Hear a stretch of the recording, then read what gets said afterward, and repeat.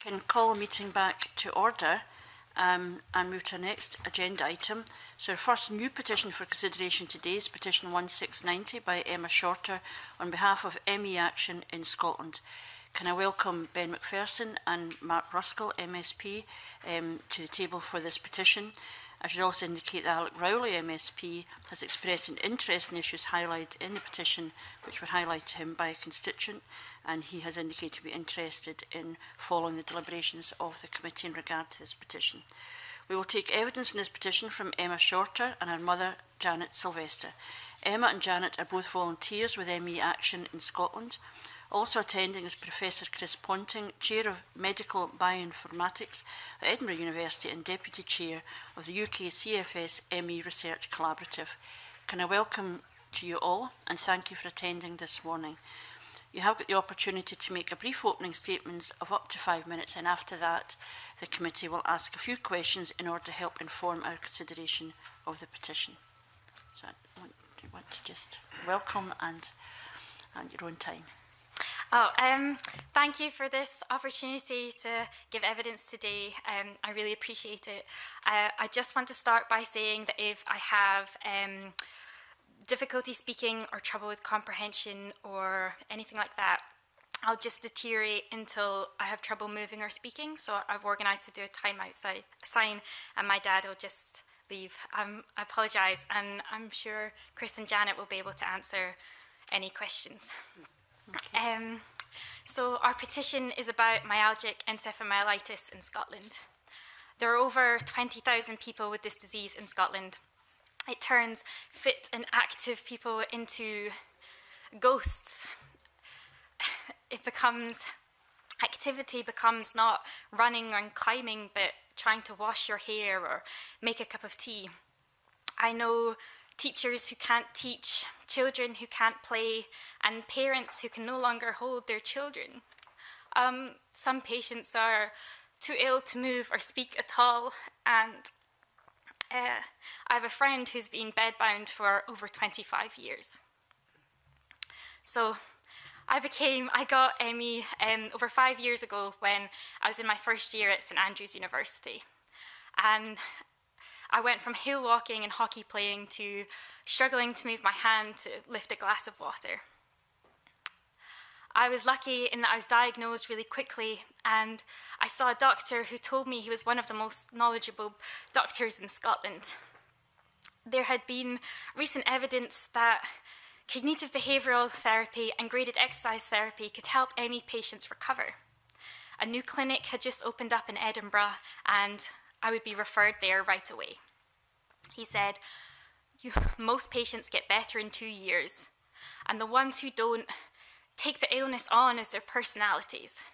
So my parents and I, we couldn't look anything up on the internet or join any support groups or meet any patients because that could maintain the disease. So I started at the clinic, and it started off really helpful. It was meditation and rest, and then it turned into, if you're happy, you won't get better, and you have to focus on nutrition and sleep, but you can't focus too much on it or you won't get better. And all the symptoms were a manifestation of your emotions, and you had to trust the therapist over your own body. I had to walk, and you had to increase walking by 10% each week. And as I began to get sicker and sicker, I was told, this is the moment where you push through and you get better. I started the clinic being able to walk about 4 minutes each day. I ended and I needed a wheelchair. I went back to my physio, I went back to my doctor, and they said, congratulations, we're so glad we helped you recover. There is no other treatment, and when I said, I appreciate your help, but I've deteriorated, and he referred me back to the clinic.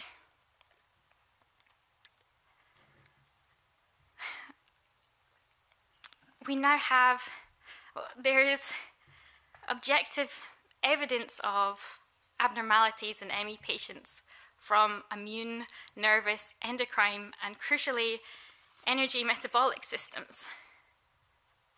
Some researchers actually use exercise as a way to aggravate symptoms in order to study the disease. It's so distinct that it was recommended, it was named systemic exercise intolerance disease. CBT-GET remains the only recommended treatment for patients in Scotland. And that's why we're here today to ask for these therapies to be removed. But we're also asking for more. We're asking for care, because there's only one specialist ME, a nurse in Fife, and if ME patients are given appropriate advice on diagnosis, it may stop deterioration and give us the best chance of improvement.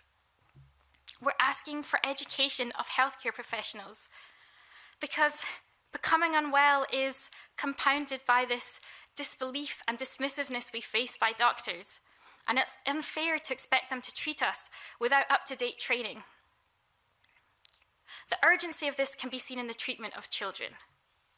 In a UK survey last year, a fifth of patients reported child protection referrals being made against them. ME is the main term of long-term sickness absence from school, but because healthcare professionals don't understand how children can remain so sick for so long, they start blaming the parents. And this is why we need to review the curriculum and update training materials. And finally, biomedical research. Because for some of us, there is no future without it. I know the Scottish Government has recently given £15,000 a year for 3 years. And this is great, but I hope it is just a start. ME research has been underfunded worldwide for decades, and we have world-class researchers here in Scotland, like Professor Ponting, willing to study us. If Scotland invests in biomedical research and creates a centre for ME, we will not only be changing the lives of patients in Scotland, but we would be leading the change internationally. Thank you for seeing us today. Okay, thank you very much for that. If I start the question and then we can move on.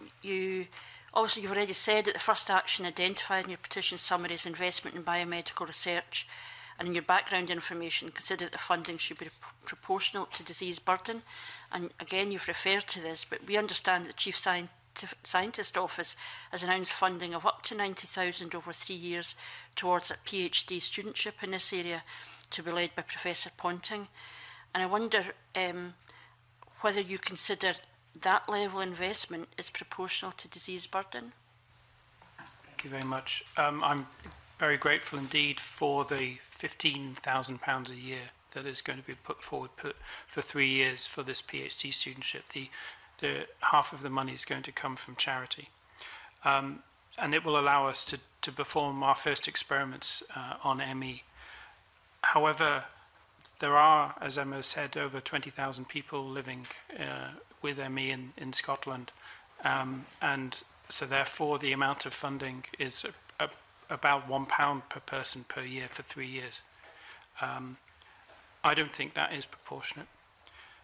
For example, it is at least as disabling a disease as multiple sclerosis, but it receives per person less than 20 times the amount of funding that multiple sclerosis receives. People with ME, as Emma have described, have a very low quality of life compared to any with other disease such as rheumatoid arthritis, cancer, or even congestive heart failure. People who are most severely affected get the least care and the least attention, the least funding. That marks out ME as different from anything else.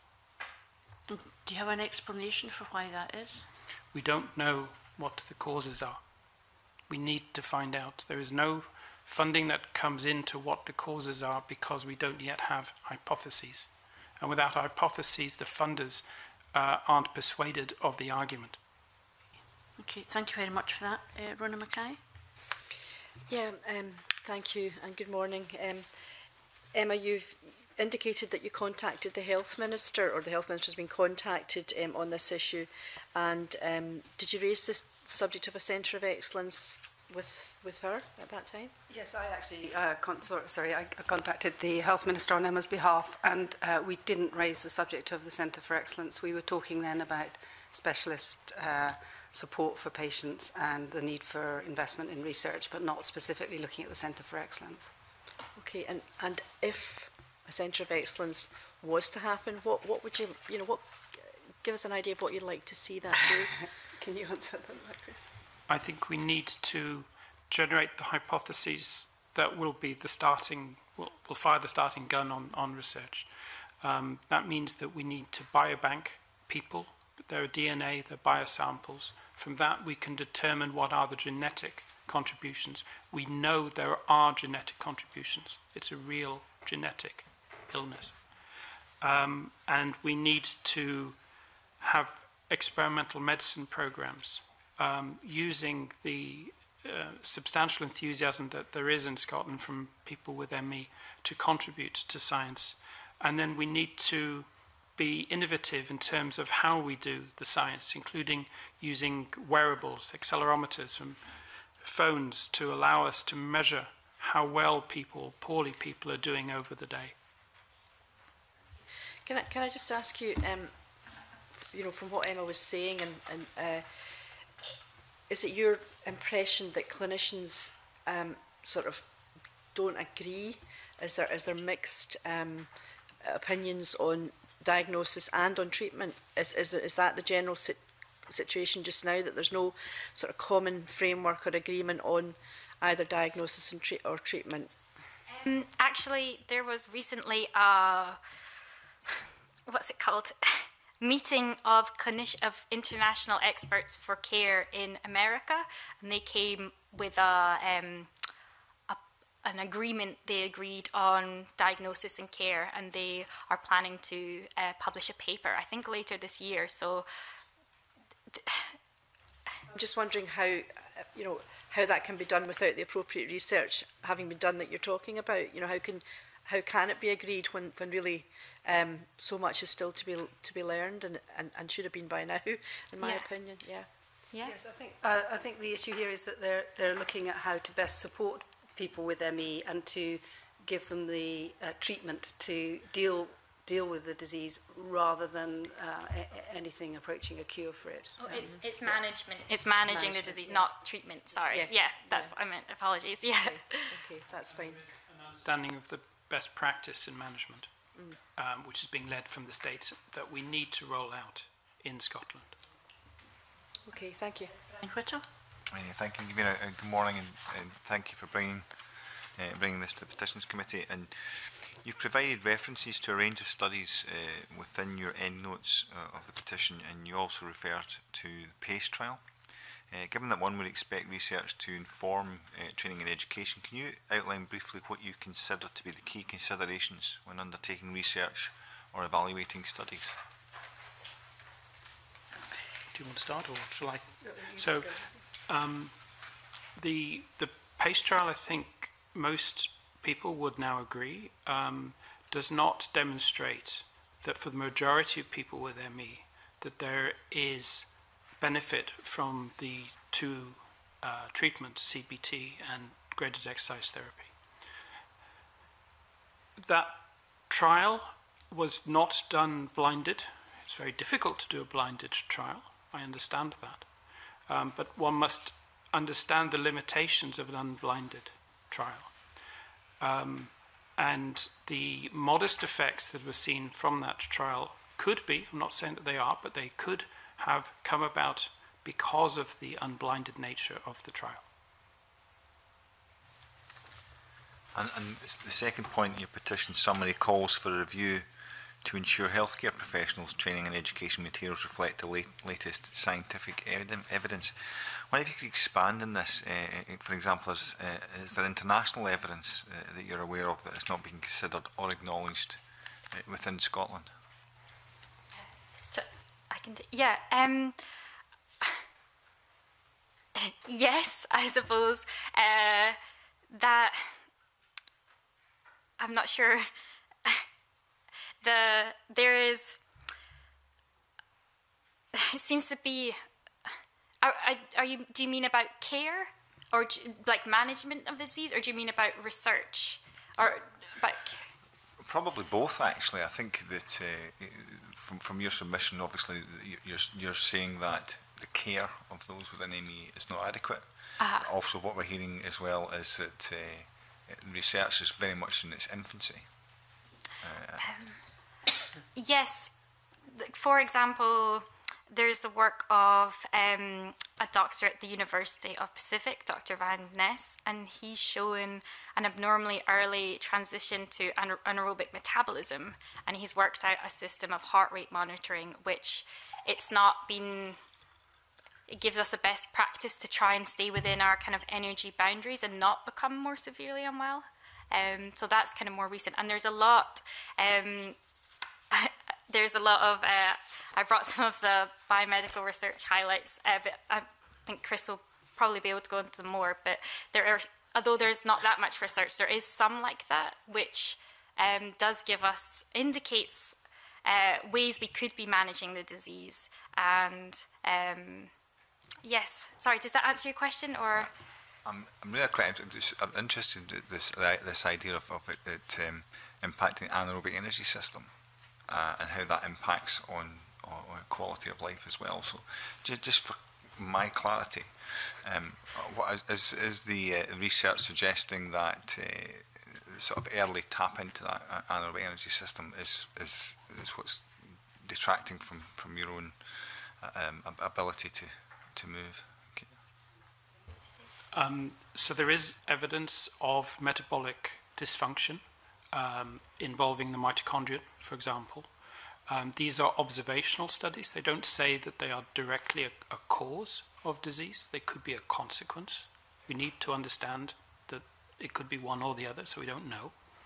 I think the most impressive research, which is yet to be published, I know that, but it's still impressive, that there is an immune signature of ME. So that people, Mark Davis and Stanford University have done this, they have demonstrated that they can distinguish between healthy controls and people with ME by their T cells and their clonal expansion. And to me, that means that there is an immune component to this disorder. And we know that there are many ways in which immune dysfunction can affect overall wellness and energy levels. I'm sorry, and you mentioned earlier on that you think that it tackles or attacks the endocrine system as well. Is that fair to say? I base what I know on evidence and strong evidence, and I don't think we have that evidence today, but I'd be very happy to see if there were to be any. Okay. I don't know. Thank you. Rachel Hamilton. Convener. Good morning, everyone. You spoke, Emma, about the education of health care professionals, and in the background information it states that the care is a responsibility of GPs who do not receive training into how best to diagnose and treat ME and are often badly misinformed about the disease. And this also seems to have been reflected in evidence given to the Health and Sport Committee last November, when the committee heard that majority of GPs were not aware of the Scottish Good Practice Statement on ME/CFS. I just wondered what your thoughts are on that, and if you can expand. Sorry, my thoughts on how bad it is, or well, the fact that care is a responsibility of GPs who do not receive training into how best to diagnose and treat ME, and that the Health and Sport Committee were not they found that GPs were not aware of the Scottish Good Practice Statement on ME/CFS. Yeah, well, I'm not sure if you're asking for Emma's personal experience or just, I suppose, in general. Yes. I'll open it up. And anecdotally, and obviously I've been with Emma in appointments and heard from many other people with ME that their doctors simply are not aware of what the best way of supporting people with ME, and indeed many of them still have a belief that it's a disease, a psychological illness, that it doesn't have a physical basis to it. And the Action for ME study that you mentioned there, only 30% of GPs said they were aware of the Scottish Good Practice Statement, and only half of those actually said that they used it. So you can see how little used it is. I think there is a real issue, not just with GPs, but with other healthcare professionals in their understanding of the disease and the way in which they can best support people. Chris, did you? A doctor I talked to last week, who was educated in Scotland, told me that his training involved 15 minutes of ME training, as opposed to 2 days on multiple sclerosis. Okay.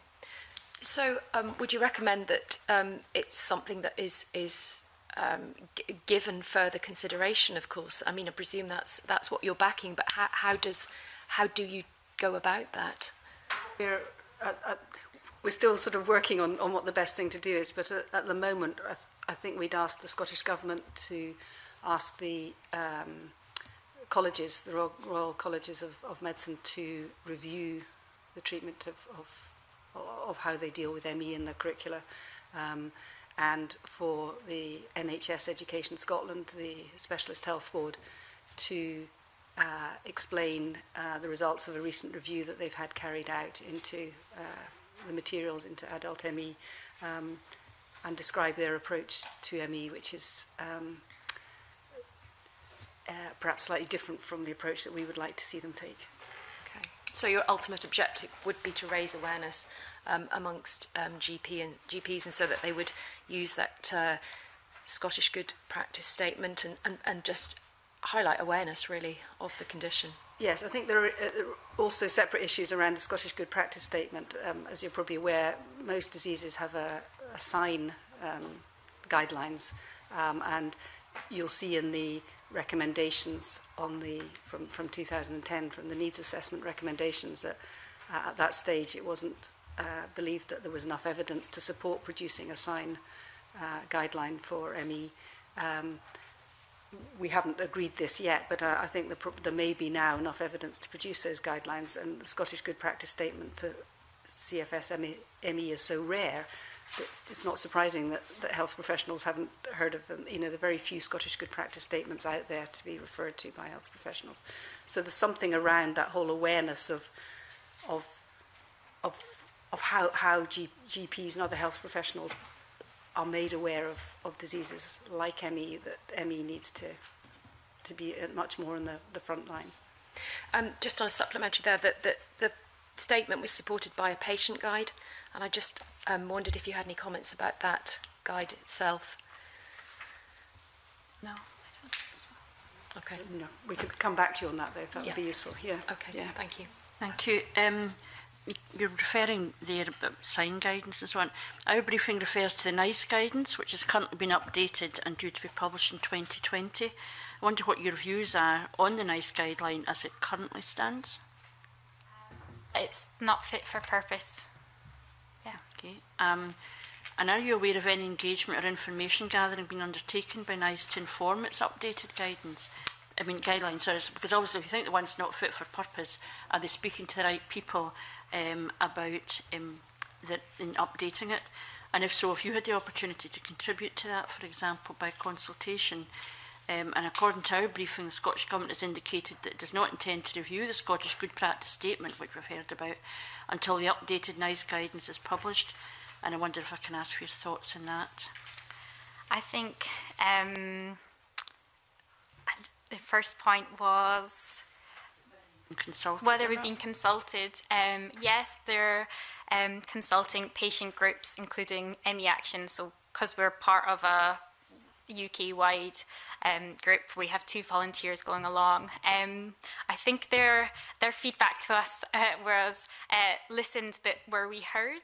they were taking on the views. They were allowing views to be aired, but with the guidelines changed. But they are holding consultations. They are inviting comments and holding meetings with patients and healthcare professionals.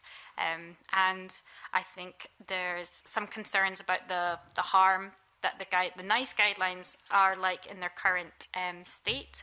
And I think all charities, certainly ME Action UK, are calling for CBT Get to be removed as soon as possible before 2020.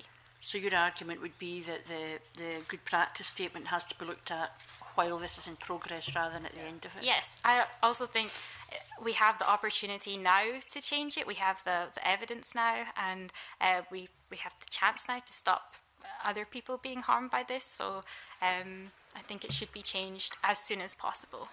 Thanks very much. Sorry, there is a precedent for this in the sense that the Scottish Good Practice Statement was produced, I think, just after the NICE guidelines, but actually developed.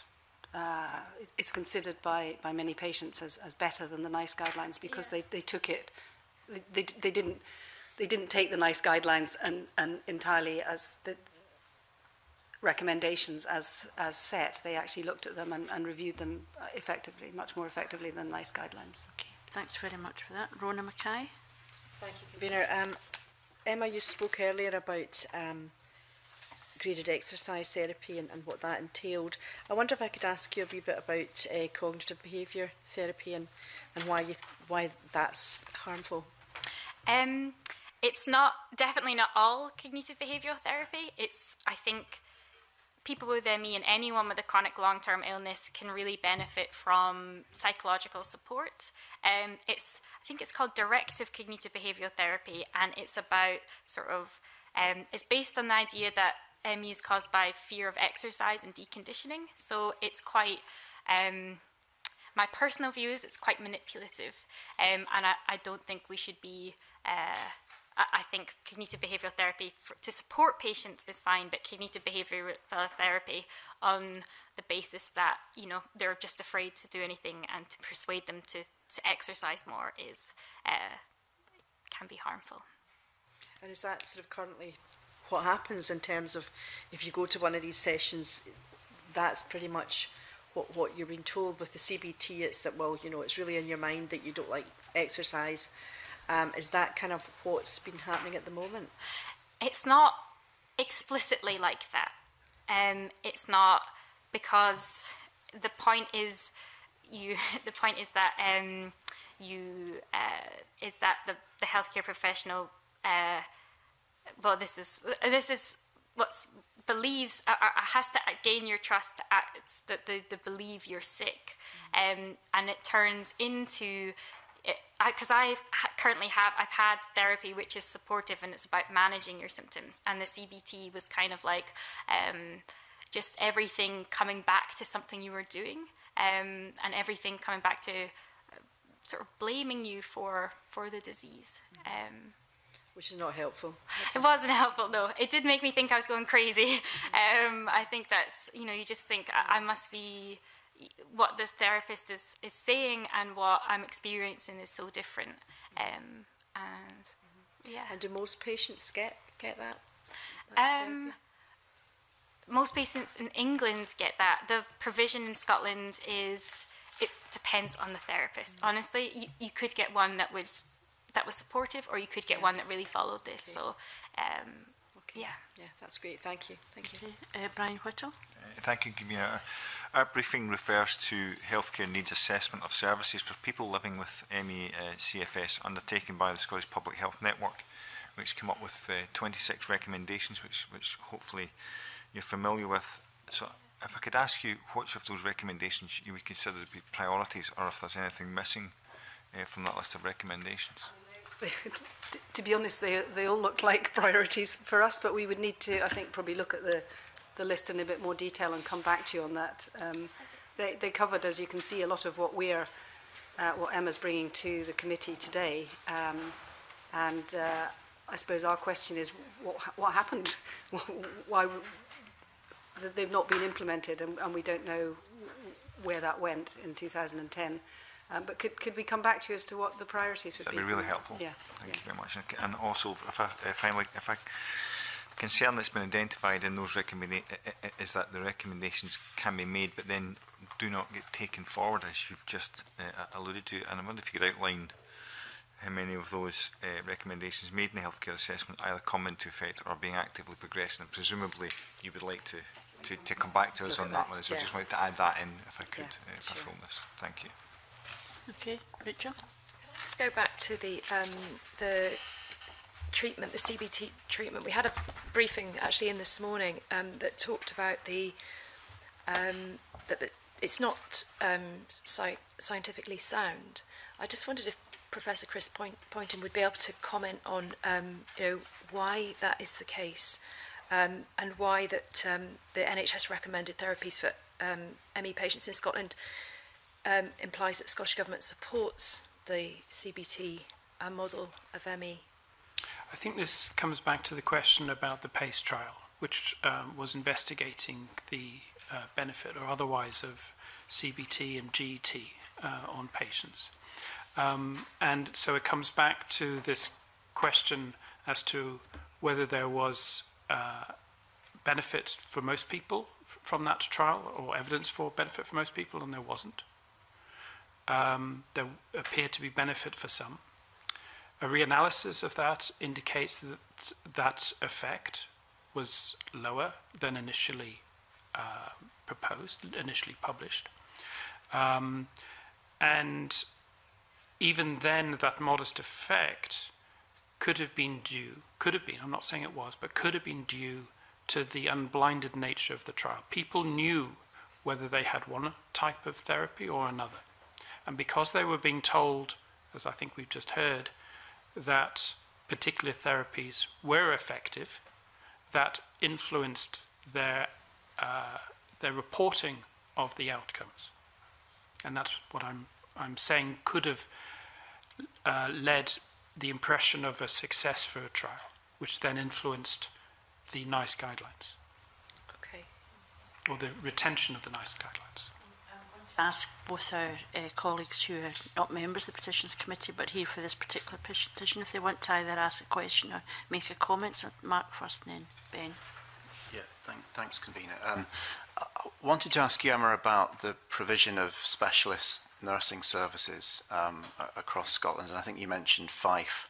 I'm not sure if you had access to that care and support when you initially contracted your condition back in St Andrews, but is it the case that NHS boards are reluctant to put in place specialist nursing support? Is that the best kind of support and care, or should it be mainstreamed in a different way? I didn't have access to it. I know that the Fife patients support the nurse, and pardon me. Could you repeat what else you said? I'm sorry, I've forgotten. Yeah, so it's about the provision of that specialist nursing support. Is that something which you think is a model that could and should be used by other NHS boards to support that? Is that a best practice, in other words? Or? Yes, I think it would be fantastic if there was specialist nurse in every health board that could, especially as they can give home visits to severe ME patients. And again, it's about managing the illness early on in diagnosis for the best long-term outcome. And definitely, I do think NHS boards are reluctant to invest in nurses. I think probably because they don't see ME as important. I think you're probably aware, Mark, that the nurse in Fife is completely overwhelmed by ME, dealing the number of patients with ME in Fife. So I think we're probably not talking about one specialist nurse per health board, but funding to provide different, more than one nurse or different types of services for that. Mm-hmm. Can I just ask that on the back of that? I understand from my constituents in Fife that there is between a 10 and 12 month waiting time to be seen by the specialist nurse. So I wanted to just really sort of ask you around how do we actually go forward with that? I mean, how do we ensure that that specialist support is available across the whole of Scotland. And actually, is that waiting time, is that actually compatible with the Scottish Good Practice Statement? Because my understanding is that in that care pathway, it identifies 4 months as being an appropriate time to be seen. So, 10 to 12 months would suggest that specialist advice isn't kicking in nearly early as it perhaps needs to. Yeah, I mean, it definitely needs to be. Again, sorry, I know I've already said this, but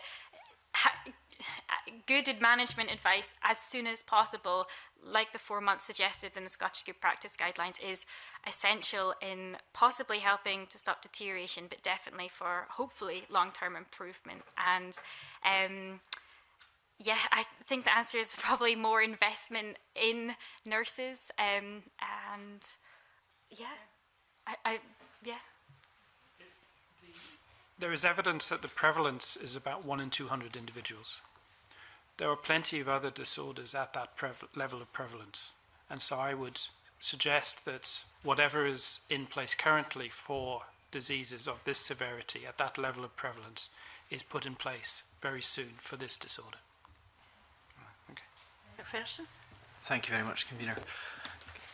Janet and Emma, I've been working with you over the last 2 years to assist you as your constituency MSP, and it's been striking to me not just the leadership and courage that you've both shown as campaigners, but how widespread the campaign is in Scotland to take forward action on this issue and disease, and the stigma and discrimination and blame, as you described it, Emma, that you've felt, and to overcome that. And how, my first question would be, how important do you think it is that institutions like the Scottish Parliament continue to focus more attention on ME in order to get past the stigma that there's been in the past, and to make sure that we do have those changes in investment and attention in terms of healthcare provision and advancement in the way that ME is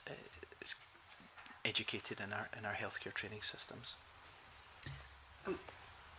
Yes, I think it's absolutely critical.